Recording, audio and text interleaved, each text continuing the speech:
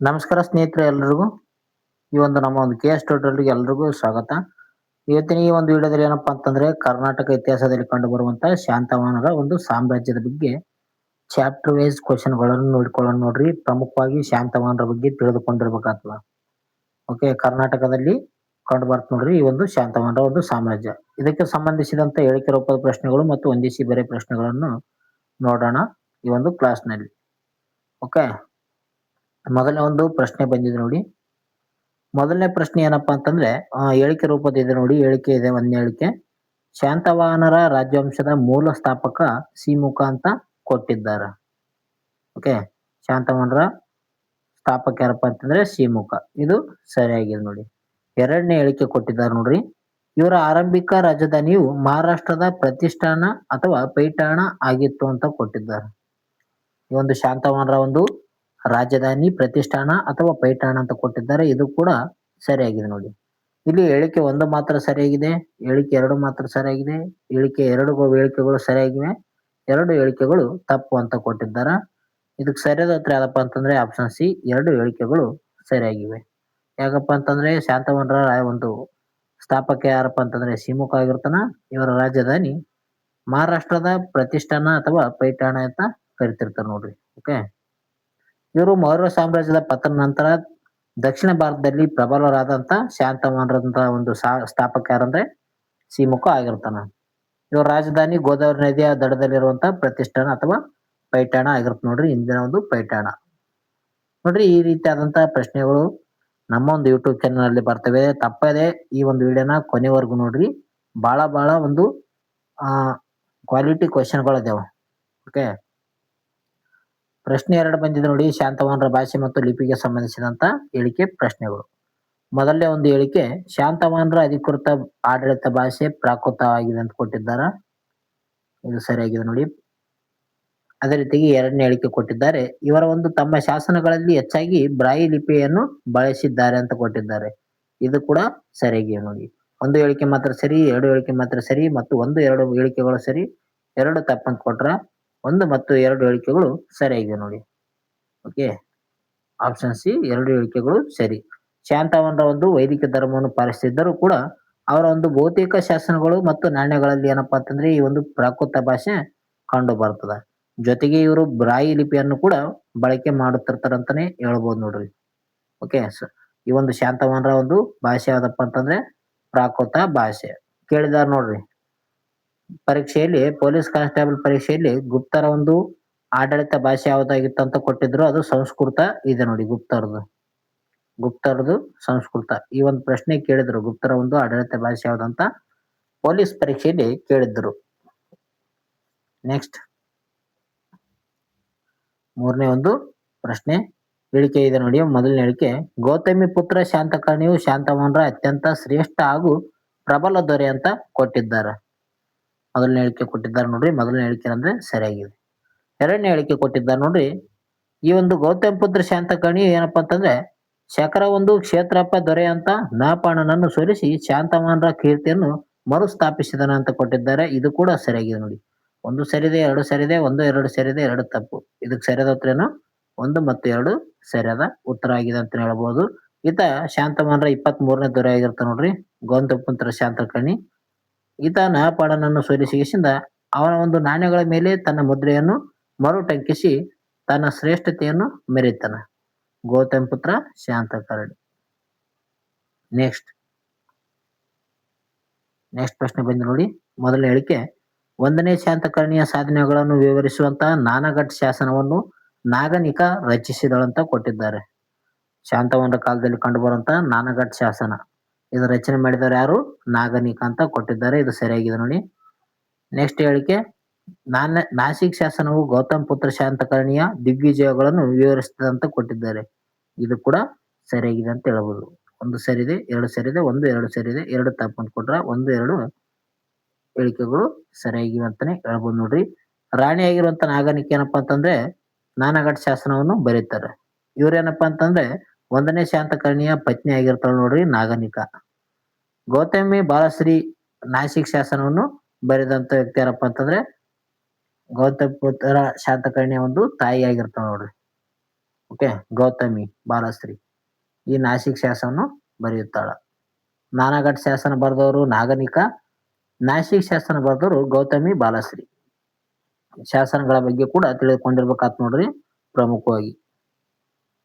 Next ಮೊದಲನೇ ಹೇಳಿಕೆ, ಶಾಂತವಾಹನರ ಪ್ರಧಾನವಾಗಿ ಚಿನ್ನದ ನಾಣ್ಯಗಳನ್ನು ಮಾತ್ರ ಟಂಕಿಸುತ್ತಿದ್ದರು ಅಂತ ಕೊಟ್ಟಿದ್ದಾರ. ಮೊದಲನೇ ಹೇಳಿಕೆ ತಪ್ಪಾಗಿದೆ ನೋಡಿ. ಇವ್ರೇನಪ್ಪ ಅಂತಂದ್ರೆ ಬೆಳ್ಳಿ ಮತ್ತು ತಾಮ್ರದ ನಾಣ್ಯಗಳು, ಸೀಸ ಮತ್ತು ಅಂತ ಒಂದು ನಾಣ್ಯಗಳಿಂದ ಮಾತ್ರ ಟಂಕರಿಸ್ತಿರ್ತಾರೆ, ಚಿನ್ನದ ನಾಣ್ಯ ಅಂತ ಕೊಟ್ಟಿದ್ದಾರೆ. ಅದಕ್ಕಾಗಿ ಮೊದಲನೇ ಹೇಳಿಕೆ ತಪ್ಪಾಗಿದೆ. ಎರಡನೇ ಹೇಳಿಕೆ ಕೊಟ್ಟಿದ್ದಾರೆ ನೋಡ್ರಿ, ರೋಮ್ನ ಒಂದು ಸಾಮ್ರಾಜ್ಯದೊಂದಿಗೆ ವ್ಯಾಪಕವಾದಂತಹ ಕಡಲ ವ್ಯಾಪಾರ ಸಂಬಂಧವನ್ನು ಇವರು ಹೊಂದಿದ್ದರು ಅಂತ ಕೊಟ್ಟಿದ್ದಾರೆ. ಇದು ಸರಿಯಾಗಿದೆ ನೋಡಿ. ಎರಡನೇ ಹೇಳಿಕೆ ಸರಿಯಾಗಿದೆ. ಒಂದು ಸರಿದೆ, ಎರಡು ಸರಿದೆ, ಒಂದೇ ಎರಡು ಸರಿದೆ, ಎರಡು ತಪ್ಪತ್ತು ಕೊಟ್ರೆ ಎರಡು ಹೇಳಿಕೆ ಮಾತ್ರ ಸರಿಯಾಗಿ ನೋಡಿ. ಎರಡನೇ ಹೇಳಿಕೆ ಮಾತ್ರ ಸರಿಯಾಗಿದೆ ಅಂತ ಹೇಳ್ತೀವಿ. ಓಕೆ, ಯಾಕಪ್ಪ ಒಂದನೇ ಹೇಳಿಕೆ ಯಾಕೆ ಅಂತಂದ್ರೆ ಶಾಂತವನರು ಪ್ರಧಾನವಾಗಿ ಸೀಸ ಅಂದ್ರೆ ಲೆಡ್ ಅಲ್ಲಿ, ಪ್ರೋಟೀನ್ಗಳಲ್ಲಿ ಮತ್ತು ತಾಮ್ರ ಬೆಳ್ಳಿ ನಾಣ್ಯಗಳನ್ನು ಟಂಕಿಸ್ತಿರ್ತಾರ. ಜೊತೆಗೆ ರೋಮ್ರೊಂದಿಗೆ ವ್ಯಾಪಾರಕ್ಕೆ ಅತ್ಯಂತ ಅಭಿವೃದ್ಧಿ ಹೊಂದಿರ್ತದೆ ಅಂತಾನೆ ಹೇಳ್ಬೋದು. ಅವ್ರ ಜೊತೆ ವ್ಯಾಪಾರ ಸಂಬಂಧನೂ ಇರ್ತದೆ ನೋಡ್ರಿ. ನೆಕ್ಸ್ಟ್ ಮೊದಲನೇ ಹೇಳಿಕೆ, ಆಲರಾಜನು ಸಂಸ್ಕೃತ ಭಾಷೆಯಲ್ಲಿ ಗಾಥಾ ಸಪ್ತಸತಿ ಎಂಬ ಕೃತಿಯನ್ನು ರಚಿಸಿದರಂತ ಕೊಟ್ಟಿದ್ದಾರ. ಎರಡನೇ ಹೇಳಿಕೆ, ಈ ಒಂದು ಕೃತಿಯು ಪ್ರೇಮ ಮತ್ತು ಗ್ರಾಮೀಣ ಜೀವನವನ್ನು ಬಿಂಬಿಸುವಂತ 700 ಶ್ಲೋಕಗಳನ್ನು ಒಳಗೊಂಡಿದೆ ಅಂತ ಕೊಟ್ಟಿದ್ದಾರೆ ನೋಡಿ. ಒಂದು ಸರಿ, ಎರಡು ತಪ್ಪಂತ ಕೊಟ್ಟಿದ್ದಾರ. ಇಲ್ಲಿ ನೋಡೋದಾದ್ರೆ ಆಲರಾಜನು ಸಂಸ್ಕೃತ ಭಾಷೆಯಲ್ಲಿ ಗಾಥಾ ಸಪ್ತಸತಿ ಎಂಬ ಕೃತಿಯನ್ನು ಬರೆದಿದ್ದಾನೆ ಅಂತ ಕೊಟ್ರ, ಇದು ತಪ್ಪಾಗಿದೆ ನೋಡಿ. ಓಕೆ, ಗಾಥಾ ಸಪ್ತಸತಿ ಯಾರು ಬರೀತಾರ, ಆಲನೇ ಬರಿತಾನ. ಆದ್ರ ಸಂಸ್ಕೃತ ಭಾಷೆ ಅಂತ ಕೊಟ್ಟಿದ್ದಾರೆ. ಇಲ್ಲಿ ಇದೇನಪ್ಪಾ ಅಂತಂದ್ರೆ ಪ್ರಾಕೃತ ಭಾಷೆಯಲ್ಲಿ ಬರಿತಾನಂತ. ಓಕೆ, ಪ್ರಾಕೃತ ಭಾಷೆಯಲ್ಲಿ ಈ ಒಂದು ಗಾಥಾ ಸಪ್ತಸತಿ ಬರೀತಾರ. ಅದೇ ರೀತಿಯಾಗಿ ಇದು ಪ್ರೇಮ ಗ್ರಾಮೀಣ ಜೀವನವನ್ನು ಬಿಂಬಿಸುವಂತ 700 ಶ್ಲೋಕಗಳನ್ನು ಒಳಗೊಂಡಿದೆ. ಇದು ಸರಿಯಾಗಿದೆ ನೋಡಿ. ಎರಡನೇ ಹೇಳಿಕೆ ಮಾತ್ರ ಸರಿಯಾಗಿದೆ. ಓಕೆ, ಆಪ್ಷನ್ಸ್ ಬಿ ಎರಡನೇ ಹೇಳಿಕೆ ಮಾತ್ರ ಸರಿಯಾಗಿದೆ ಅಂತಾನೆ ಹೇಳ್ತೀವಿ. ಈತ 17ನೇ ದೊರೆ ಆಗಿರ್ತಾರೆ ನೋಡ್ರಿ. ಆಲ 17ನೇ ದೊರೆ, ಶಾಂತವನರ 17ನೇ ದೊರೆ ಯಾರಪ್ಪ ಅಂತಂದ್ರೆ ಆಲ ಇರ್ತಾನೆ. ಈತ ಗಾಥಾ ಸಪ್ತಸತಿ ಎಂಬ ಒಂದು ಪ್ರಾಕೃತ ಭಾಷೆಯಲ್ಲಿ ಒಂದು ಕೃತಿಯನ್ನ ಬರೀತಾನ. ನೆಕ್ಸ್ಟ್ ಗುಡ್ಡಾಣನ ಕುರಿತು ಪ್ರಶ್ನೆ ಕೊಟ್ಟಿದ್ದಾರೆ ನೋಡ್ರಿ. ಮೊದಲನೇ ಹೇಳಿಕೆ, ಗುಡ್ಡಾಣನು ಶಾಂತವನರ ಆಸ್ಥಾನದಲ್ಲಿದ್ದ ಪ್ರಮುಖ ಕವಿಯಾಗಿದ್ದಾನೆ ಅಂತ ಕೊಟ್ಟಿದ್ದಾರೆ. ಎರಡನೇ ಹೇಳಿಕೆ, ಈತನು ಪೈಸಾಚಿ ಪ್ರಾಕೃತ ಭಾಷೆಯಲ್ಲಿ ಬೃಹತ್ ಕಥಾ ಎಂಬ ಒಂದು ಗ್ರಂಥವನ್ನು ಬರೀತಾನೆ ಅಂತ ಕೊಟ್ಟಿದ್ದಾರೆ. ಓಕೆ, ಎರಡು ಸರಿಯಾಗಿ ನೋಡಿ. ಗುಡ್ಡಾಣ ಏನಪ್ಪಾ ಅಂತಂದ್ರೆ ಶಾಂತವನ ಆಸ್ಥಾನದಲ್ಲಿ ಪ್ರಮುಖ ಕವಿಯಾಗಿರ್ತಾನ. ಈತ ಬೃಹತ್ ಕಥಾ ಮತ್ತು ಪೈಸಾಚಿ ಪ್ರಾಕೃತ ಭಾಷೆಯಲ್ಲಿ ಬರೀತಾನ ಅಂತ ಹೇಳ್ತೀವಿ. 1 ಮತ್ತು 2 ಹೇಳಿಕೆಗಳು ಸರಿಯಾಗಿವೆ. ಆಪ್ಷನ್ ಸಿ ಎರಡು ಸರಿ. ಓಕೆ, ಗುಡ್ಡಾಣನ ಬೃಹತ್ ಕಥಾ ಕೃತಿಯನ್ನು ಪೈಸಾಚಿ ಎಂಬ ಒಂದು ವಿಶಿಷ್ಟ ಪ್ರಾಕೃತ ಒಂದು ಉಪಭಾಷೆಯಲ್ಲಿ ರಚನೆ ಮಾಡುತ್ತಾನ. ಇದು ಪ್ರಾಚೀನ ಭಾರತದ ಅತ್ಯಂತ ಪ್ರಮುಖ ಕಥಾಕೋಶ ಆಗಿದೆ ಅಂತಾನೆ ಹೇಳ್ತೀವಿ. ಗುಡ್ಡಾಣನ ಬೃಹತ್ ಕಥಾ ಶಾಂತವನರ ಕಾಲದಲ್ಲಿ ಇರುತ್ತೆ ನೋಡ್ರಿ. ಶಾಂತವನರ ಕಾಲದ ಸಮಾಜದ ಬಗ್ಗೆ ಕೊಟ್ಟಿದ್ದಾರೆ ನೋಡ್ರಿ ಪ್ರಶ್ನೆ. ಮೊದಲನೇ ಹೇಳಿಕೆ, ಶಾಂತವನರ ಸಮಾಜದಲ್ಲಿ ಮಾತೃ ಪ್ರಧಾನ ವ್ಯವಸ್ಥೆ ಪ್ರಭಾವ ಎದ್ದು ಕಾಣುತ್ತಿತ್ತು ಅಂತ ಕೊಟ್ರ. ಎರಡನೇ ಹೇಳಿಕೆ ಕೊಟ್ಟಿದ್ದಾರೆ, ರಾಜರು ತಮ್ಮ ತಾಯಿಯ ಹೆಸರನ್ನು ತಮ್ಮ ಹೆಸರಿನ ಮುಂದೆ ಸೇರಿಸಿಕೊಳ್ಳುವಂತ ಪದ್ಧತಿ ಹೊಂದಿದ್ದರು ಅಂತ ಕೊಟ್ಟಿದ್ದಾರೆ. ಯಾವ ರೀತಿಯಪ್ಪ ಅಂತಂದ್ರೆ ಗೌತಮ್ ಪುತ್ರ, ವಶಿಷ್ಠ ಪುತ್ರ, ಈ ರೀತಿಯಾದಂತ ಕೊಟ್ಟಿದ್ದಾರೆ. ಇದಕ್ಕೆ ಉತ್ತರ ನೋಡೋಣ. ಇದಕ್ಕೆ 2 ಹೇಳಿಕೆಗಳು ಸರಿಯಾಗಿ ನೋಡಿ. ಓಕೆ, 1 ಹೇಳಿಕೆ ಬಿ ಸರಿಯಾಗಿದೆ, 2ನೇ ಹೇಳಿಕೆ ಕೂಡ ಸರಿಯಾಗಿದೆ. 1 ಮತ್ತು 2 ಹೇಳಿಕೆಗಳು ಸರಿಯಾಗಿ. ಆಪ್ಷನ್ ಸಿ ಸರಿಯಾದ ಉತ್ತರ. ಇವರ ಒಂದು ರಾಜಮನೆತನದಲ್ಲಿ ಮಹಿಳೆಯರಿಗೆ ಉನ್ನತ ಸ್ಥಾನ ಇರ್ತದೆ ನೋಡ್ರಿ. ತಮ್ಮ ತಾಯಂದಿರ ಹೆಸರುಗಳನ್ನು ಇವ್ರೇನಪ್ಪ ಅಂತಂದ್ರೆ ಧರಿಸುವ ಮೂಲಕ ತಾಯಿಗೆ ನೀಡುತ್ತಿದ್ದ ಗೌರವವನ್ನು ಇವರು ಸೂಚನೆ ನೀಡುತ್ತಂತ ಹೇಳ್ಬೋದು. ಯಾವ ರೀತಿಯಪ್ಪ ಅಂತಂದ್ರೆ ಗೌತಮಿ ಪುತ್ರ ಒಂದು ಶಾರ್ದಕರ್ಣಿ, ಅದೇ ರೀತಿಯಾಗಿ ವಶಿಷ್ಠ ಪುತ್ರ ಪುಳಮಾಯಿ ಅಂತ ಈ ರೀತಿಯಾದಂತ ಬರ್ತಾರ ರಾಜ್ಯರು. ಭೂದಾನ ಪದ್ಧತಿಗೆ ಸಂಬಂಧಿಸಿದಂತ ಪ್ರಶ್ನೆ ಬಂದಿದ್ದಾವೆ. ಶಾಂತವನರದ್ದು ಹೇಳಿಕೆ ಕೊಟ್ಟಿದ್ದಾರೆ ನೋಡ್ರಿ. ಮೊದಲ ಹೇಳಿಕೆ, ಬ್ರಾಹ್ಮಣರಿಗೆ ಮತ್ತು ಬೌದ್ಧ ಭಿಕ್ಷುಗಳಿಗೆ ಭೂದಾನ ಮಾಡುವಂತ ಪದ್ಧತಿಯನ್ನು ಭಾರತದಲ್ಲಿ ಶಾಂತವನರು ಮೊದಲು ಪ್ರಾರಂಭಿಸಿದಾರಂತ ಕೊಟ್ಟಿದ್ದಾರೆ ನೋಡ್ರಿ. ಓಕೆ, ಮೊದಲನೇದು ಹೇಳಿಕೆ ಸರಿಯಾಗಿದೆ. ಇವ್ರೇನಪ್ಪ ಅಂತಂದ್ರೆ ಬ್ರಾಹ್ಮಣಿಗೆ ಮತ್ತು ಬೌದ್ಧ ಭಿಕ್ಷುಗಳಿಗೆ ಭೂದಾನ ದಾನ ಮಾಡ್ತಿರ್ತಾರ. ಇಂಥದನ್ನ ಪದ್ಧತಿಯನ್ನು ಭಾರತದಲ್ಲಿ ಶಾಂತವನರು ಮೊದಲು ಪ್ರಾರಂಭ ಮಾಡ್ತಾರ ನೋಡ್ರಿ. ಈ ಒಂದು ಬ್ರಾಹ್ಮಣರಿಗೆ ಮತ್ತು ಭಿಕ್ಷುಗಳಿಗೆ ಭೂದಾನ ದಾನ ಮಾಡೋದು. ಎರಡನೇ ಹೇಳಿಕೆ ಕೊಟ್ಟಿದ್ದಾರೆ ನೋಡ್ರಿ, ದಾನವಾಗಿ ನೀಡಲ್ಪಟ್ಟ ಈ ಭೂಮಿಗಳಿಗೆ ರಾಜ್ಯದಿಂದ ಯಾವುದೇ ಒಂದು ತೆರಿಗೆ ವಿನಾಯಿತಿ ಇರಲಿಲ್ಲ ಅಂತ ಕೊಟ್ಟಿದ್ದಾರೆ. ಇಲ್ಲಿ ನೋಡಬಹುದು ನಾವು ಈ ಒಂದು ದಾನ ಮಾಡಿರ್ತಾರಲ್ಲ ಅವ್ರ ಏನ್ ಭೂಮಿ ಇದೆ ಬ್ರಾಹ್ಮಣರಿಗೆ ಮತ್ತು ಭಿಕ್ಷುಗಳಿಗೆ ಏನ್ ದಾನ ಮಾಡಿದ್ದಾರೆ ಭೂಮಿ, ಆ ಒಂದು ಭೂಮಿಗೆ ಏನಪ್ಪಾ ಅಂತಂದ್ರೆ ತೆರಿಗೆ ವಿನಾಯಿತಿ ಇರೋದಿಲ್ಲ ಅಂತ ಕೊಟ್ಟಿದ್ದಾರೆ. ಇದು ತಪ್ಪಾಗಿದೆ ನೋಡಿ. ದಾನ ಮಾಡಿರುವಂತ ಭೂಮಿ ಮೇಲೆ ತೆರಿಗೆ ವಿನಾಯಿತಿ ಇರ್ತದ ಅಂತಾನೆ ಹೇಳ್ತೀವಿ ನಾವು. ಅಂದ್ರೆ ಯಾವುದೇ ರೀತಿಯಾದಂತ ಒಂದು ತೆರಿಗೆಯನ್ನು ವಸೂಲಿ ಮಾಡೋದಿರೋದಿಲ್ಲ. ಅದಕ್ಕಾಗಿ ಎರಡನೇ ಹೇಳಿಕೆ ತಪ್ಪಾಗಿದೆ. ಒಂದು ಮಾತ್ರ ಸರಿ ನೋಡ್ರಿ. ಆಪ್ಷನ್ಸ್ ಎ ಒಂದು ಹೇಳಿಕೆ ಮಾತ್ರ ಸರಿ. ಓಕೆ. ಹೇಳಿಕೆ 2 ತಪ್ಪು ಯಾಕಪ್ಪ ಅಂತಂದ್ರೆ ದಾನವಾಗಿ ನೀಡಿದ ಭೂಮಿಯನ್ನು ಸಂಪೂರ್ಣ ತೆರಿಗೆ ಮುಕ್ತವಾಗಿರುತ್ತವ. ಅಂದ್ರೆ ಟ್ಯಾಕ್ಸ್ ಫ್ರೀ ವಿಲೇಜಸ್ ಅಂತ ನಾವು ಹೇಳ್ತೀವಿ. ಅಲ್ಲಿ ರಾಜ್ಯಾಧಿಕಾರಿಗಳು ಪ್ರವೇಶಿಸುವಂತಿರುವುದಿಲ್ಲ. ಓಕೆ. ಅಗ್ರಹಾರ ಪದ್ಧತಿಯ ಆರಂಭ ಆಗ್ತದೆ ಇಲ್ಲಿಸಿಂದ ಹೇಳ್ತೀವಿ. ಅಂದ್ರೆ ರಾಜ್ಯಾಧಿಕಾರಿಗಳು ಆ ಒಂದು ವಿಲೇಜ್ ಅಲ್ಲಿ ಹೋಗುವಂತಿರೋದಿಲ್ಲ ನೋಡ್ರಿ. ನೆಕ್ಸ್ಟ್, ಕರ್ನಾಟಕ ಶಾಂತವಾಹನರ ನೆಲೆಗಳಿಗೆ ಸಂಬಂಧಿಸಿದಂತ ಪ್ರಶ್ನೆ. ಓಕೆ. ಮೊದಲನೇ ಹೇಳಿಕೆ ಕೊಟ್ಟಿದ್ದಾರೆ ಕಲಬುರಗಿ ಅಂದ್ರೆ ಗುಲ್ಬರ್ಗ ಜಿಲ್ಲೆಯ ಅಸನ್ನತಿಯು ಶಾಂತವಾಹನರ ಕಾಲದ ಪ್ರಮುಖ ಬೌದ್ಧ ನೆಲೆಯಾಗಿತ್ತು ಅಂತ ಕೊಟ್ಟಿದ್ದಾರೆ. ಎರಡನೇ ಹೇಳಿಕೆ ಕೊಟ್ಟಿದ್ದಾರೆ ನೋಡ್ರಿ. ಇಲ್ಲಿ ಅಶೋಕರ ಶಿಲಾಶಾಸನಗಳ ಜೊತೆಗೆ ಶಾಂತವಾಹನರ ಕಾಲದ ಸ್ತೂಪವು ಅವಶೇಷಗಳು ಕೂಡ ಪತ್ತೆಯಾಗಿವೆ ಅಂತ ಕೊಟ್ರ.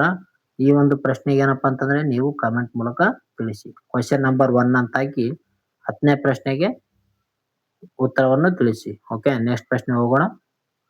ಈ ಒಂದು ಪ್ರಶ್ನೆ ಕೂಡ ಪ್ರಮುಖವಾಗಿದೆ ನೋಡಿ. ಕೊನೆ ದೊರೆಯಾಗಿರುವಂತ ಯಜ್ಞಶ್ರೀ ಶಾಂತಕರ್ಣಿ ಮೇಲೆ ಇದೆ. ಮೊದಲನೇ ಹೇಳಿಕೆ ಕೊಟ್ಟಿದ್ದಾರೆ ಯಜ್ಞಶ್ರೀ ಶಾಂತಕರ್ಣಿ ಏನಪ್ಪಾ ಅಂತಂದ್ರೆ ಶಾಂತವಾಹನರ ಕೊನೆಯ ಪ್ರಮುಖ ಪ್ರಬಲ ದೊರೆ ಅಂತ ಕೊಟ್ಟಿದ್ದಾರೆ. ಇದು ಸರಿಯಾಗಿದೆ. ಇವನ ಹೊರಡಿಸಿದಂತ ನಾಣ್ಯಗಳ ಮೇಲೆ 2 ಹಡಗಿನ ಚಿತ್ರಗಳಿವೆ. ಅವನ ನೌಕಾಬಲವನ್ನು ಸೂಚಿಸುತ್ತವೆ ಅಂತ ಹೇಳಬಹುದು. ಇದು ಕೂಡ ಸರಿಯಾಗಿದೆ ನೋಡಿ. ಶಾಂತವಾಹನರ ಕೊನೆ ದೊರೆ ಯಾರಪ್ಪ ಅಂತಂದ್ರೆ ಯಜ್ಞಶ್ರೀ ಶಾಂತಕರ್ಣಿ. ಈತನ ಏನ್ ಮಾಡ್ತಾನಪ್ಪ ಅಂತಂದ್ರೆ ಆತನ ಒಂದು ನಾಣ್ಯಗಳ ಮೇಲೆ ಹಡಗಿನ ಒಂದು ಚಿತ್ರವನ್ನು ಬಿಡಿಸ್ತಾನೆ. ಓಕೆ. ಹಡಗಿನ ಒಂದು ಚಿತ್ರಗಳನ್ನು ಬಿಡಿಸ್ತಾನೆ ಅಂತ ಹೇಳ್ಬೋದು. ಈ ಯುದ್ಧ ಏನಪ್ಪಾ ಅಂತಂದ್ರೆ ಆತನ ಒಂದು ನೌಕಾಬಲವನ್ನು ಸೂಚಿಸ್ತದ. ಓಕೆ. 1 ಮತ್ತು 2 ಹೇಳಿಕೆಗಳು ಸರಿಯಾಗಿ ನೋಡಿ. ಆಪ್ಷನ್ ಸಿ 2 ಹೇಳಿಕೆಗಳು ಸರಿ. ಓಕೆ. ಹಲವು ಪ್ರಾಂತ್ಯಗಳಲ್ಲಿ ಶಕರಿಂದ ಮರಳಿ ಪಡೆದನು. ಅವನ ನಾಣ್ಯಗಳಲ್ಲಿರುವಂತಹ ಹಡಗಿನ ಚಿತ್ರವು ವಿದೇಶಿ ವ್ಯಾಪಾರ ಮತ್ತು ನೌಕಾ ಶಕ್ತಿಯ ಮೇಲಿನ ಆಸಕ್ತಿಯನ್ನು ತೋರಿಸ್ತದ. ಯಜ್ಞಶ್ರೀ ಶಾಂತಕರ್ಣಿ. ಓಕೆ. ಆಯ್ತಾ. ಕೊನೆಯದವ್ರೆ ನೋಡ್ರಿ. ನೆಕ್ಸ್ಟ್, ವಾಸ್ತುಶಿಲ್ಪಕ್ಕೆ ಸಂಬಂಧಿಸಿದಂತ ಪ್ರಶ್ನೆ ಇದೆ. ಮೊದಲ ಹೇಳಿಕೆ ಚೈತ್ಯ ಎಂದರೆ ಬೌದ್ಧ ಸನ್ಯಾಸಿಗಳ ವಸತಿ ಗೃಹ ಅಂತ ಕೊಟ್ಟಿದ್ದಾರೆ ಮತ್ತು ವಿವಾಹ ಎಂದರೆ ಪ್ರಾರ್ಥನಾ ಮಂದಿರ ಅಂತ ಕೊಟ್ಟಿದ್ದಾರೆ. ಎರಡನೇ ಹೇಳಿಕೆ ಕೊಟ್ಟಿದ್ದಾರೆ ಕಾರ್ಲೆಯ ಚೈತ್ಯವು ಶಾಂತವಾಹನರ ಕಾಲದ ನಿರ್ಣಯವಾದಂತ ಭಾರತದ ಅತಿ ದೊಡ್ಡ ಚೈತ್ಯವಾಗಿದೆ ಅಂತ ಕೊಟ್ಟಿದ್ದಾರೆ ನೋಡ್ರಿ. 1 ಸರಿದೆ, 2 ಸರಿದೆ, 1 ಮತ್ತೆ 2 ಸರಿ, 2 ತಪ್ಪು ಅಂತ ಕೊಟ್ರ. ಇಲ್ಲಿ ನೋಡೋದಾದ್ರೆ ಒಂದನೇದ್ದು ತಪ್ಪಾಗಿದೆ ನೋಡಿ. ಯಾಕಪ್ಪ ಅಂತಂದ್ರೆ ಚೈತ್ಯ ಅಂದ್ರೆ ಏನಪ್ಪಾ ಅಂತಂದ್ರೆ ಇದು ಪ್ರಾರ್ಥನಾ ಮಂದಿರ ಅಂತ ಕರಿತೇವೆ. ಚೈತ್ಯ ಅಂದ್ರೆ ಪ್ರಾರ್ಥನಾ ಮಂದಿರ. ವಿವಾಹ ಅಂದ್ರೆ ಏನಪ್ಪಾ ಅಂತಂದ್ರೆ ಬೌದ್ಧ ಸನ್ಯಾಸಿಗಳಂತ ವಸತಿ ಗೃಹ ಆಗಿರ್ತದೆ. ಇಲ್ಲಿ ಚೇಂಜ್ ಆಗಿ ಕೊಟ್ಟಿದ್ದಾರೆ. ಚೈತ್ಯ ಅಂದ್ರೆ ಪ್ರಾರ್ಥನಾ ಮಂದಿರ, ವಿವಾಹ ಅಂದ್ರೆ ಬೌದ್ಧ ಸನ್ಯಾಸಿಗಳ ವಸತಿ ಗೃಹ. ಎರಡನೇದು ಕೊಟ್ಟಿದ್ದಾರೆ. ಎರಡನೇ ಹೇಳಿಕೆ ಸರಿಯಾಗಿದೆ ನೋಡಿ. ಕಾರ್ಲೆ ಏನಪ್ಪಾ ಅಂತಂದ್ರೆ ಚೈತ್ಯವು ಶಾಂತವಾಹನರ ಕಾಲದ ನಿರ್ಮಾಣವಾದಂತ ಭಾರತದ ಅತಿ ದೊಡ್ಡ ಚೈತ್ಯವಾಗಿದೆ. ಎರಡನೇ ಹೇಳಿಕೆ ಮಾತ್ರ ಸರಿ. ಆಪ್ಷನ್ಸ್ ಬಿ 2ನೇ ಹೇಳಿಕೆ ಮಾತ್ರ ಸರಿ ನೋಡ್ರಿ. ಓಕೆ. ಚೈತ್ಯ ಅಂದ್ರೆ ಏನಪ್ಪಾ ಅಂತಂದ್ರೆ ಪ್ರಾರ್ಥನಾ ಮಂದಿರ. ವಿವಾಹ ಅಂದ್ರೆ ಏನಪ್ಪಾ ಅಂತಂದ್ರೆ ಬೌದ್ಧ ಸನ್ಯಾಸಿಗಳು ವಾಸಿಸುವಂತ ಆ ಒಂದು ಸ್ಥಳ, ಮಠ ಅಂತಾನೆ ಹೇಳ್ತೀವಿ ನಾವು. ಅದೇ ರೀತಿಯಾಗಿ ಕಾರ್ಲೆ, ಬಾಜ, ಕನ್ನೇರಿ ಗುಹೆಗಳು ಇವರ ಒಂದು ಪ್ರಮುಖ ಕೊಡುಗೆಗಳಾಗಿವೆ ಅಂತ ಹೇಳ್ತೀವಿ ಶಾಂತವಾಹನರು. ನೆಕ್ಸ್ಟ್, ಶಾಂತವಾಹನರ ಬಿರುದುಗಳಿಗೆ ಸಂಬಂಧಿಸಿದಂತ ಪ್ರಶ್ನೆ ಕೊಟ್ಟಿದ್ದಾರೆ ನೋಡ್ರಿ. ಹೇಳಿಕೆ 1 ಗೌತಮಿ ಪುತ್ರ ಶಾತಕರ್ಣಿಗೆ ತ್ರಿಸಮುದ್ರ ತೋಪಿತ ವಾಹನ ಎಂಬ ಒಂದು ಬಿರುದಿತ್ತು ಅಂತ ಕೊಟ್ಟಿದ್ದಾರೆ. ಎರಡನೇ ಹೇಳಿಕೆ ಇದರ ಅರ್ಥ ಏನಪ್ಪಾ ಅಂತಂದ್ರೆ ಯಾವನ ಒಂದು ಕುದುರೆಗಳನ್ನು 3 ಸಮುದ್ರಗಳ ನೀರನ್ನು ಕುಡಿದೆಯೋ ಆತನ ಎಂಬುದು ಇದರ ಒಂದು ಅರ್ಥ ಆಗಿದೆ. ಓಕೆ. ಇದರಲ್ಲಿ ಬಂಗಾಳ ಕೊಲ್ಲಿ, ಅರಬ್ಬಿ ಸಮುದ್ರ ಮತ್ತು ಹಿಂದೂ ಮಹಾಸಾಗರ ಈ 3 ಸಮುದ್ರಗಳ ನೀರು ಕುಡಿದಂತ ಕುದುರೆ ಅಂತ ಹೇಳ್ಬೋದು. ಈ ಒಂದು ಪ್ರಶ್ನೆಗೆ ಕ್ವಶನ್ ನಂಬರ್ 2 ಅಂತ ಹಾಕಿ ನಿಮ್ಮ ಉತ್ತರವನ್ನು ಕಾಮೆಂಟ್ ಮೂಲಕ ತಿಳಿಸಿ. ಓಕೆ. ನಿಮಗ್ ಕೂಡ ಸ್ವಲ್ಪ ಕೆಲಸ ಬೇಕಲ್ಲ, ಸುಮ್ಮನೆ ಇಲ್ಲಂದ್ರ ಅರ್ಥ ಆಗೋದಿಲ್ಲ. ಅರ್ಥ ಆಗಿತ್ತಂದ್ರೆ ಕಾಮೆಂಟ್ ಮೂಲಕ ಉತ್ತರವನ್ನು ತಿಳಿಸಿ. ಈ ಒಂದು ಚಾಪ್ಟರ್ ನೀವು ಓದಿಕೊಂಡಿರಪ್ಪ ಅಂತಂದ್ರೆ ಗೊತ್ತಾಗತ್ತ. ನೆಕ್ಸ್ಟ್ ಬಂದು ನೋಡಿ ಶಾಂತವಾಹನ ರಾಜಕೀಯದ ಬಗ್ಗೆ. ಮೊದಲನೇ ಹೇಳಿಕೆ ಇವರ ಮೌರ್ಯರ ಪತನ ನಂತರ ದಕ್ಷಿಣ ಪಥದಲ್ಲಿ ಸ್ವತಂತ್ರರಾಗ್ತಾರ ಅಂತ ಕೊಟ್ಟಿದ್ದಾರೆ. ಮೊದಲನೇ ಹೇಳಿಕೆ ಸರಿಯಾಗಿದೆ ನೋಡಿ. ಮೌರ್ಯರ ನಂತರ ಇವರೇನಪ್ಪಾ ಅಂತಂದ್ರೆ ದಕ್ಷಿಣ ಒಂದು ಪಥದಲ್ಲಿ ಸ್ವತಂತ್ರ ಆಗ್ತಾರ ಶಾಂತವಾಹನರು. ಎರಡನೇ ಹೇಳಿಕೆ ಕೊಟ್ಟಿದ್ದಾರೆ ಶಾಂತವಾಹನರ ಪತನದ ನಂತರ ಕರ್ನಾಟಕದಲ್ಲಿ ಕದಂಬರ ಮತ್ತು ಚುಟುಕುಗಳ ಅಧಿಕಾರ ಬಂದರು ಅಂತ ಕೊಟ್ಟಿದ್ದಾರೆ. ಅಧಿಕಾರಕ್ಕೆ ಬಂದರು. ಇದು ಕೂಡ ಸರಿಯಾಗಿದೆ ನೋಡಿ. ಶಾಂತವನರ ನಂತರ ಏನಪ್ಪಾ ಅಂತಂದ್ರೆ ಕರ್ನಾಟಕದಲ್ಲಿ ಕದಂಬರು ಬರ್ತಾರೆ. ಒಂದು ಸರಿ, ಎರಡು ಸರಿ, ಒಂದೆರಡು ಸರಿ ಎರಡು ತಪ್ಪನ್ನು ಕೊಟ್ಟಿದ್ದಾರೆ. 1 ಮತ್ತು 2 ಹೇಳಿಕೆಗಳು ಸರಿಯಾಗಿವೆ ಅಂತಾನೆ ಹೇಳ್ತೀವಿ. ಶಾಂತವಾಹನರು ಆರಂಭದಲ್ಲಿ ಮೌರ್ಯರ ಸಾಮಂತರಾಗಿರ್ತಾರ. ಶಾಂತವಾಹನರು ಯಾರ ಸಾಮಂತರು ಅಂತ ಕೇಳಿದ್ರೆ ಮೌರ್ಯರ ಸಾಮಂತರು. ಮೌರ್ಯರ ಸಾಮಂತರು ಯಾರಂದ್ರೆ ಶಾಂತವಾಹನರು. ಈ ರೀತಿಯಾಗಿ ನಿಮ್ಗೆ ಗೊತ್ತಿರ್ಬೇಕಾದ್ದು. ಇವರ ಅವನತಿ ನಂತರ ಬನವಾಸಿಯಲ್ಲಿ ಚುಟುಕುಗಳು ಹಾಗೂ ನಂತರ ಕದಂಬರು ಪ್ರಬಲರಾಗ್ತಾರ. ನೆಕ್ಸ್ಟ್ ಪ್ರಶ್ನೆ. ಮೊದಲನೇ ಹೇಳಿಕೆ, ಶಾಂತವಾಹನರ ಸಾಮ್ರಾಜ್ಯವನ್ನು 6 ಎಂಬ ಒಂದು ಪ್ರಾಂತ್ಯಗಳಾಗಿ ವಿಂಗಡಿಸಲಾಗಿತ್ತು ಅಂತ ಕೊಟ್ಟಿದ್ದಾರೆ. ಇದು ಸರಿಯಾಗಿದೆ ನೋಡಿ. ಪ್ರಾಂತ್ಯಗಳನ್ನ ಏನಪ್ಪಾ ಅಂತಂದ್ರೆ ಇವರು 6ಗಳಾಗಿ ವಿಂಗಡಣೆ ಮಾಡಿರ್ತಾರ. ಎರಡನೇ ಹೇಳಿಕೆ ಕೊಟ್ಟಿದ್ದಾರೆ, ಈ ಒಂದು 6ಗಳ ಮೇಲ್ವಿಚಾರಣೆಯನ್ನು ಅಮಾತ್ಯರು ನೋಡಿಕೊಳ್ಳುತ್ತಿದ್ದರು ಅಂತ ಕೊಟ್ಟಿದ್ದಾರೆ. ಇದು ಕೂಡ ಸರಿಯಾಗಿದೆ ನೋಡಿ. 6ವನ್ನು ಮೇಲ್ವಿಚಾರಣೆ ಮಾಡುವಂತ ವ್ಯಕ್ತಿ ಯಾರಪ್ಪ ಅಂತಂದ್ರೆ ಅಮಾತ್ಯ ಆಗಿರ್ತಾನ. ಓಕೆ, 1, 2 ಹೇಳಿಕೆಗಳು ಸರಿಯಾಗಿ ನೋಡಿ. ಆಪ್ಷನ್ ಸಿ 2 ಹೇಳಿಕೆಗಳು ಸರಿ. ಓಕೆ, ಮೌರ್ಯರ ಒಂದು ಆಡಳಿತ ಶೈಲಿಯನ್ನು ಹೋಲುವಂತೆ ಇವರು ಕೂಡ ರಾಜ್ಯವನ್ನು 6ಗಳಾಗಿ ಅಂದ್ರೆ ಜಿಲ್ಲೆಗಳು ವಿಂಗಡಣೆ ಮಾಡಿರ್ತಾರ. ಮಂತ್ರಿಗಳು ಅಥವಾ ಅಮಾತ್ಯರನ್ನು ರಾಜ್ಯಪಾಲರಾಗಿ ನೇಮಿಸ್ತಿರ್ತಾರೆ. ಇವರು ಅಮಾತ್ಯರ ಅಂದ್ರೇನ ರಾಜ್ಯಪಾಲರಾಗಿ ನೇಮಿಸ್ತಿರ್ತಾರೆ ನೋಡ್ರಿ. ನೆಕ್ಸ್ಟ್ ಹೊಂದಿಸಿ ಬರೆಯಿದೆ ನೋಡಿ. ವ್ಯಕ್ತಿ ಮತ್ತು ಆತನಿಗೆ ಸಂಬಂಧಿಸಿದಂತ ಶಾಸನ. ವ್ಯಕ್ತಿ ಆತನಿಗೆ ಸಂಬಂಧಿಸಿದಂತ ಶಾಸನ ಇದೆ. ಇಲ್ಲಿ ಗೌತಮ್ ಪುತ್ರ ಒಂದು ಬಾಲಶ್ರೀ ಅಂತ ಕೊಟ್ಟಿದ್ದಾರೆ. ಗೌತಮಿ ಬಾಲಶ್ರೀ ಇವರ ಒಂದು ಯಾವ ಶಾಸನ ಅಂತ ಕೊಟ್ಟಿದ್ದಾರೆ ನೋಡ್ರಿ. ಓಕೆ, ಇದಕ್ಕೆ ಗೌತಮಿ ಬಾಲಶ್ರೀ ಅಂತ ಕೊಟ್ಟಿದ್ದಾರೆ. ಮೊದಲು ಇಲ್ಲಿ ಕಾಲವೇರನ ಕೊಟ್ಟಿದ್ದಾರೆ ನೋಡ್ರಿ. ಕಾಲವೇರನ ಅಂತಿಗುಪ್ತ ಶಾಸನ ಅಂದ್ರೆ ಮೂರನೇದು 2 ನೋಡ್ರಿ. ಸಿ ಏನಾಗಿದೆ 2 ಆಗಿದೆ. ಎಲ್ಲಿದೆ C2 ಇಲ್ಲಿದೆ. C3 ಇದೆ ತಪ್ಪು. C1 ಇದೆ ತಪ್ಪು. C1 ಇದೆ ತಪ್ಪು. ಆಪ್ಷನ್ಸ್ ಬಿ ಸರಿಯಾದ ಉತ್ತರ ಆಗಿದೆ ನೋಡ್ರಿ. ಓಕೆ, ಮೊದಲನೇದಂದ್ರೆ ಗೌತಮಿ ಬಾಲಶ್ರೀ ಏನಪ್ಪಾ ಅಂತಂದ್ರೆ ನಾಸಿಕ್ ಶಾಸನವನ್ನು ಹೊರಡಿಸ್ತಾರ. ನಾಗನಿಕ ಏನಪ್ಪಾ ಅಂತಂದ್ರೆ ನಾನಗಢ ಶಾಸನವನ್ನು ಹೊರಡಿಸ್ತಾರ. ಈ ರೀತಿಯಾಗಿ ಗೊತ್ತಿರ್ಬೇಕಾಗ್ತದ ಯಾರ್ಯಾರು ಶಾಸನಗಳು ಹೊರಡಿಸಿದ್ರು. ಓಕೆ, ಇಲ್ಲಿ ಆಪ್ಷನ್ಸ್ ಬಿ ಸರಿಯಾದ ಉತ್ತರ ಆಗಿದೆ ನೋಡ್ರಿ. ನೆಕ್ಸ್ಟ್ ಕೊಟ್ಟಿದ್ದಾರೆ ಲೇಖಕರು ಮತ್ತು ಅವರ ಪ್ರಮುಖ ಕೃತಿಗಳು. ಲೇಖಕರು ಅವರ ಒಂದು ಕೃತಿಗಳು. ಆಲ ಕೊಟ್ಟಿದ್ದಾರೆ. ಆಲಂದು ನೋಡಿದಾದ್ರೆ ಈಗ ತಾನೇ ನಾವು ಪ್ರಶ್ನೆಯಲ್ಲಿ ನೋಡಿದ್ವಿ. ಆಲನ ಒಂದು ಗಾಥಾ ಸಪ್ತಸತಿ ಎಲ್ಲಿದೆ ನೋಡಿ. ಆಲದ 3ನೇದ್ದು ಗಾಥಾ ಸಪ್ತಸತಿ 3ನೇದು. 1ನೇದು 3ನೇದು ಎಲ್ಲಿದೆ? ಇಲ್ಲಿದೆ. ಬಿ ತಪ್ಪು. ಸಿ ತಪ್ಪು. ಡಿ ನಲ್ಲಿ 3 ಇದೆ. ಎ ಅಥವಾ ಡಿ ಆಗ್ಬೋದು ನೋಡ್ರಿ. 2ನೇದ್ದು ಗುಡ್ಡಾಣ ಬರುತ್ತೆ. ಇಲ್ಲಿ ಬಿ ನಲ್ಲಿ ಗುಡ್ಡಾಣನ ಒಂದು ಬೃಹತ್ ಕಥಾ ಅಂತ ನಾವ್ ಹೇಳ್ಬೋದು. ಗುಡ್ಡಾಣನ ಬೃಹತ್ ಕಥಾ. ಓಕೆ, 2ನೇದಕ್ಕೆ 3ನೇದು ಬಿ ಇಲ್ಲಿ ಇಲ್ಲ. ಓಕೆ, ಬೃಹತ್ ಕಥಾ ಇಲ್ಲಿದೆ ನೋಡಿ. ಬಿಗೆ 1ನೇದು ಅಂತ ಹೇಳ್ತೀವಿ. ಗುಡ್ಡಾಣನ ಬೃಹತ್ ಕಥಾ. ಆಮೇಲೆ ಸರೋವರಮ್ಮನ ಕಾಂತಂತ್ರ ವ್ಯಾಕರಣ ಅಂತ ನಾವು ಹೇಳ್ತೀವಿ. ಈ ರೀತಿಯಾಗಿ ಗೊತ್ತಿರ್ಬೇಕಾಗ್ತದ ನೋಡ್ರಿ. ಒಂದು ರಾಜ ಆಲನ್ ಏನಪ್ಪಾ ಅಂತಂದ್ರೆ ಗಾಥಾ ಸಪ್ತಸತಿ ಪ್ರಾಕೃತಿ ಭಾಷೆಯಲ್ಲಿ ಬರೀತಾನ. ಅದೇ ರೀತಿ ಗುಡ್ಡಾಣನ ಬೃಹತ್ ಕಥಾ ಎಂಬ ಬರೀತಾನ. ಸರ್ವವರ್ಮನ್ ಏನಪ್ಪಾ ಅಂತಂದ್ರೆ ಸಂಸ್ಕೃತದ ಒಂದು ಕಲಿಯಲು ಸುಲಭವಾದಂತ ಕಾತಂತ್ರ ವ್ಯಾಕರಣ ಕೃತಿಯನ್ನು ರಚನೆ ಮಾಡುತ್ತಾನ ಸರ್ವವರ್ಮನು. ನೆಕ್ಸ್ಟ್ ಪ್ರಶ್ನೆ ಕೊಟ್ಟಿದ್ದಾರೆ ನೋಡ್ರಿ. ಪಟ್ಟಿ, ಪದ ಮತ್ತು ಅದರ ಅರ್ಥ ಬಗ್ಗೆ ಕೊಟ್ಟಿದ್ದಾರೆ. ಓಕೆ, ಈ ಒಂದು ಪ್ರಶ್ನೆಗೆ ಏನಪ್ಪಾ ಅಂತಂದ್ರೆ ಕ್ವಶನ್ ನಂಬರ್ 3 ಅಂತ ಹಾಕಿಸಿಂದ ನೀವು ಕಮೆಂಟ್ ಮಾಡಿ. ಇದ್ರ ಬಗ್ಗೆ ಈಗ ತಾನೇ ನಾನು ಹೇಳಿದ್ದೀನಿ. ಚೈತ್ಯ ವಿವಾಹ ಅಮಾತ್ಯ ಅಂದ್ರೆ ಏನಂತ ನಾನು ಹೇಳಿದ್ದೀನಿ. ಅದಕ್ಕಾಗಿ ಕ್ವಶನ್ ನಂಬರ್ 3 ಅಂತ ಹಾಕಿ ಇದಕ್ಕೆ ಉತ್ತರವನ್ನು ಕಮೆಂಟ್ ಮೂಲಕ ತಿಳಿಸಿ. ನೆಕ್ಸ್ಟ್ ಪ್ರಶ್ನೆ ಹೋಗೋಣ. ನೆಕ್ಸ್ಟ್ ಪ್ರಶ್ನೆ ಬಂದಿದೆ. ಬಿರುದುಗಳು ಮತ್ತು ಶಾಂತವನರ ದೊರೆಗಳ ಬಗ್ಗೆ ಕೊಟ್ಟಿದ್ದಾರೆ. ಬಿರುದು ಕೊಟ್ಟಿದ್ದಾರೆ. ಸಮುದ್ರ ಪಿತವಾಹನ ಅಂತ ಕೊಟ್ಟಿದ್ದಾರೆ. ಇದು ಯಾರಪ್ಪ ಅಂತಂದ್ರೆ ಗೌತಮ್ ಪುತ್ರ ಶಾಂತಕರ್ಣಿ. ಶಾಂತವನರ ಪ್ರಸಿದ್ಧ ಅರಸ ಆಗಿರ್ತಾನ ನೋಡ್ರಿ. ಸಮುದ್ರ ಪಿತವಾಹನ ಅಂತ ಕರಿತೇವೆ. ನಂತರ 1ನೇದಕ್ಕೆ ಏನಪ್ಪಾ ಅಂತ 2 ಇಲ್ಲಿಲ್ಲ. ಇಲ್ಲಿದೆ. ಕವಿ ವತ್ಸಲ ಏನಪ್ಪಾ ಅಂತಂದ್ರೆ ಯಾರ್ದು? ಕವಿ ವತ್ಸಲ ಆಲಂದ್ ಇದೆ. ಓಕೆ, ಅದೇ ರೀತಿಯಾಗಿ ಶಾಂತವನರ ಸ್ಥಾಪಕ ಯಾರು? ಸಿಮುಖ ಆಗಿದ್ದಾನೆ ನೋಡ್ರಿ. 2ನೇದು 3 ಎಲ್ಲಿದೆ? 2ನೇದು 3 ಇಲ್ಲಿದೆ. ಇಲ್ಲಿಲ್ಲ. ಇದು ತಪ್ಪು. ಆಪ್ಷನ್ಸ್ ಸಿ ಸರಿಯಾದ ಉತ್ತರ ಇದೆ. ಆಯ್ತದಕ್ಕೆ ಸರಿಯಾದ ಉತ್ತರ ಯಾವ್ದು? 3ನೇ ನೋಡಿ ಸಿ. ಅಂದ್ರೆ ಸಮುದ್ರ ಪಿತವಾಹನ ಯಾರು? ಗೌತಮ್ ಪುತ್ರ ಶಾಂತಕರ್ಣಿ. ಕವಿ ವತ್ಸಲ ಯಾರು? ಆಲ ಅಂತ ಹೇಳ್ತೀವಿ. ಶಾಂತವನರ ಸ್ಥಾಪಕ ಸಿಮುಖ ಆಗಿರ್ತಾನ. ಸಿ 1ನೇದ್ದು. ಓಕೆ, ಇದ್ರ ಬಗ್ಗೆ ಕೊಟ್ಟಿದ್ದಾರೆ ನೋಡ್ರಿ. ಪಾಸ್ ಮಾಡಿ ನೋಡ್ಕೊಳ್ರಿ. ಕೊನೆಯ ಪ್ರಶ್ನೆ ಇದೆ ನೋಡಿ. ಸ್ಥಳಗಳು ಮತ್ತು ಪ್ರಾಮುಖ್ಯತೆ ಬಗ್ಗೆ ಕೊಟ್ಟಿದ್ದಾರೆ. ಇದೇನಪ್ಪಾ ಅಂತಂದ್ರೆ ಕ್ವಶನ್ ನಂಬರ್ 4 ಅಂತ ಹಾಕಿ ನೀವು ಕಮೆಂಟ್ ಮೂಲಕ ಇದರ ಒಂದು ಉತ್ತರವನ್ನು ಕೂಡ ತಿಳಿಸಿ.